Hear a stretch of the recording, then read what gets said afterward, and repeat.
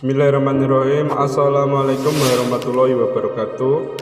Pemirsa yang dirahmati Allah, marilah kita simak ceramah dari Kiai Haji Muhammad Syahid dengan tema tanda orang yang di hatinya tidak ada cahaya.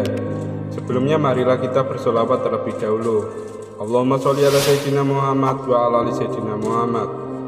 Selamat menyaksikan. Alamat hati yang tidak bisa ditembus oleh cahaya Islam dan iman. Nah, yang pertama, ya'taqidu annal asbab yu'atsiru ma'allah. Ini tanda orang yang hatinya gelap, yang kadangkala ditembus oleh sinar iman. Orang yang mengiktikadkan bahwa sebab itu memberi bekas beserta Allah dalam hatinya nih. Dalam hatinya ini sebab itu menentukan. Bujur aja Allah semuaan, tapi mau kada bercari awal makan. Nah, contohnya ini contoh orang yang mengiktikadkan sebab menentukan, memberi bekas beserta Allah. Bujur aja Tuhan yang maampih akan garing, mau kada berobat maulah ampih. Nah, bujur aja nama nganyangakan itu Tuhan, mau kada makan maulah kanyang. Bila hati kita mengiktikadkan seperti itu, berarti kita ini mengiktikadkan sebab itu memberi bekas. Para muhibbin rahimakumullah, Allah Ta'ala memerintahkan kita untuk bersebab. Itu perintah. Allah memerintahkan kita untuk bersebab, berusaha, berubad, makan. Itu dalam Quran ada semuaan perintahnya. Tetapi jangan sampai sebab itu disamakan dengan musabbib, dengan Allah. Cari aja sebab, Tuhan kada melarang. Cari aja makanan, cari aja ubat-ubatan, cari aja usaha. Tuhan bahkan menyuruh. Tapi ingat bahwa itu sebab adalah tidak menentukan apa-apa. Yang memberi bekas itu Allah. Nah, kalau kita ditakuni, bisakah kanyang tanpa makan? Bisa.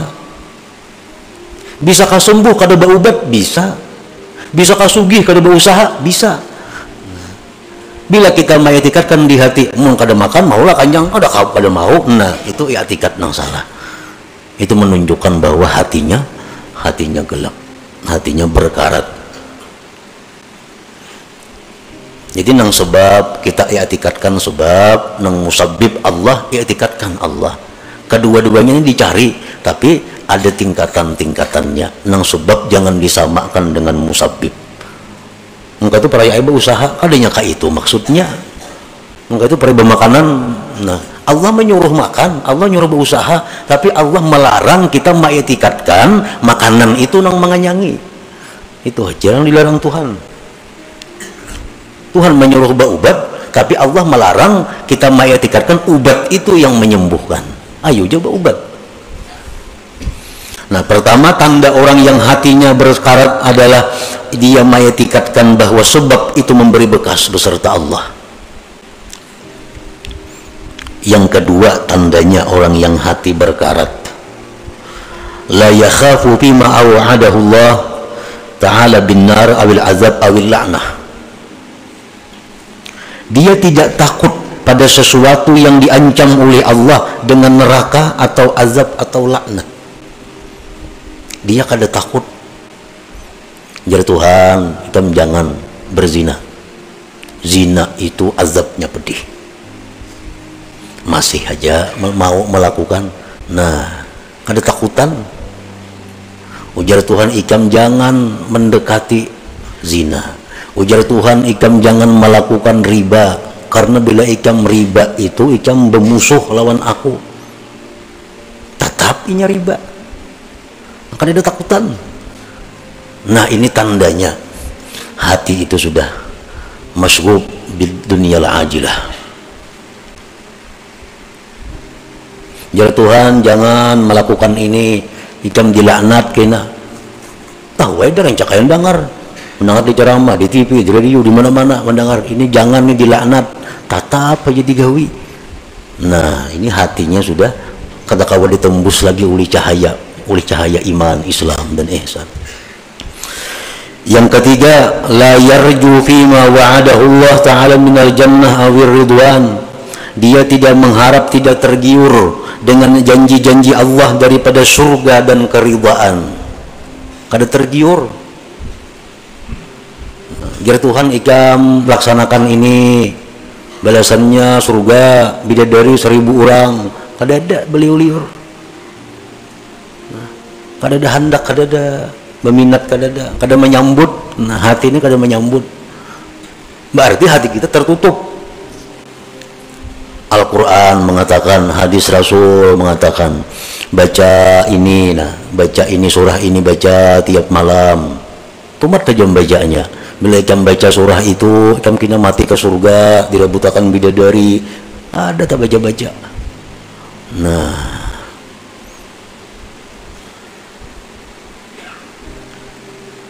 bilakah itu kita, berarti hati kita ini rusak.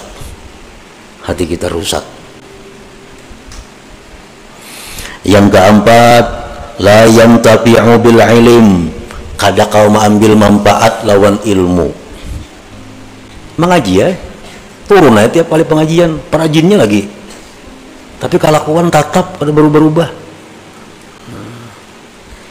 Nang riba masih riba, nang katujuh bazina masih katujuh bazina, nang katujuh minum arak masih minum arak, nang katujuh buka aurat masih yang buka aurat. Pada turun terus ke pengajian perajinnya.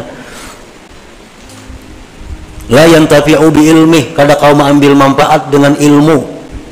Berarti hatinya itu kada kau ditembus oleh ilmu. Kenapa? Terdinding oleh kecintaannya kepada selain Allah. Yang kelima, la yantafi'u bi mukhalatatis salihin, kada ada mengambil manfaat dengan bakawan, bergabung lawan orang saleh. Kawanan ini orang-orang alim, kawanan tuan guru, kos itu kamari.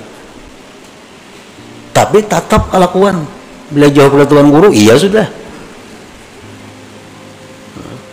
Bapakaiannya, pemandirannya, kelakuannya, kayak kada orang bakawan tuan guru, kayak kada bakawan orang saleh, kada kayak bakawan lawan habaib. Nah, ini bahaya ini orang. Kenapa? Artinya cahaya yang ada pada orang saleh itu kada kau menembus hatinya. Bakawan orang saleh aja macam itu, apalagi bakawan yang kada saleh. La yantafi bi mukhalatatis salihin, kada ada mengambil manfaat dengan bakawan orang saleh. Padahal sudah macam-macam perkataan para ulama, bakawan orang saleh itu menimbulkan rajin beribadah, menimbulkan takut kepada dosa. Itu sudah fitrahnya bakawan orang saleh. Ada ini kada.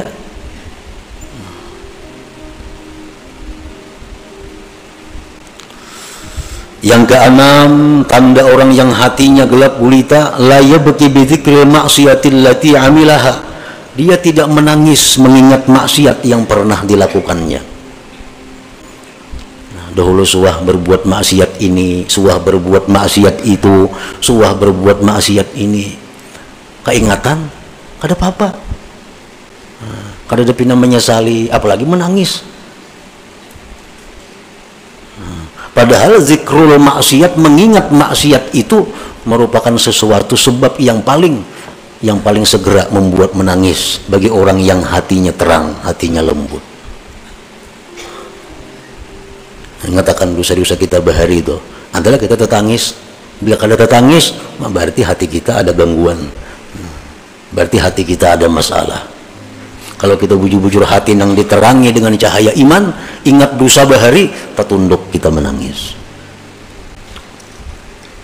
Yang ketujuh, la yastahi bi mukhalafati sunnati wa khalqil muru'ah, tidak merasa malu berbuat sesuatu yang bertentangan dengan sunnah dan merusak kehormatannya.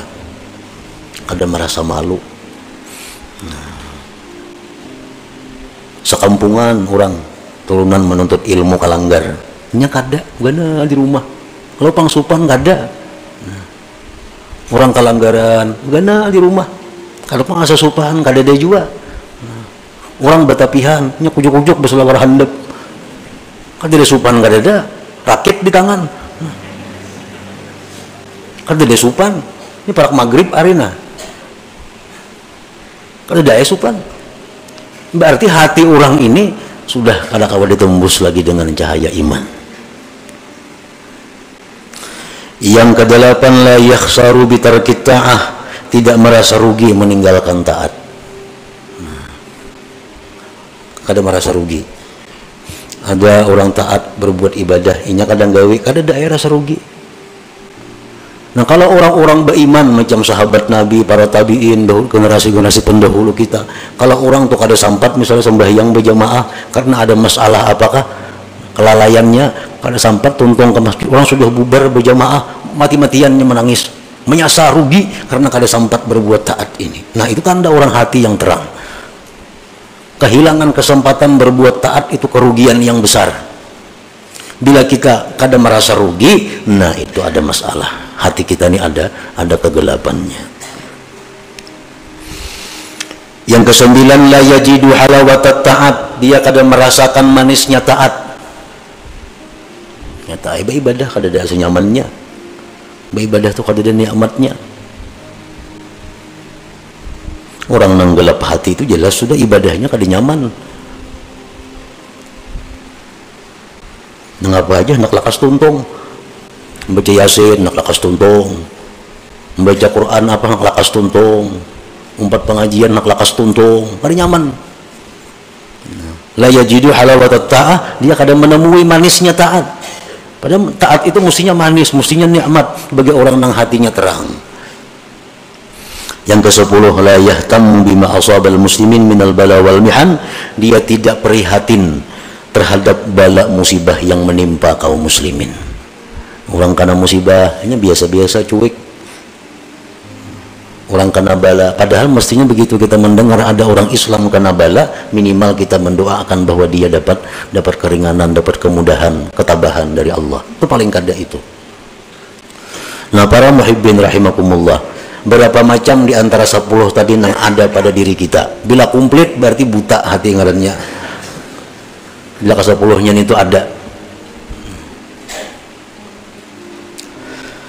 Nah jadi petunjuk para ulama, petunjuk daripada para ulama sesuai dengan apa yang disampaikan Rasulullah Shallallahu Alaihi Wasallam, cara mengobati hati yang seperti tadi, cara mengobati kelakuan akhlak seperti 10 tadi hanya ada 2 macam obatnya. Pertama, tobat kepada Allah. Yang kedua, banyak zikir. Tobat itu membersihkan, membersih tobat, mahimbalas itu tobat. Nah, zikir itu mencilangi, mengkilatkan. Apa tadi ujar Nabi itu li syai'in masqalah wa masqalatul qulub zikrullah. Tiap-tiap sesuatu itu ada pengkilatnya, ada berasuknya. Wa masqalatul qulub, pengkilat hati, zikrullah. Itu obatnya. Jadi bila 10 perkara itu ada pada diri kita, kita hendak selamat, kita hendak baik, tobat kepada Allah, banyak zikir. Nah, maka dengan demikian hati yang tadinya berkarat, hati tadinya yang gelap akan menjadi terang.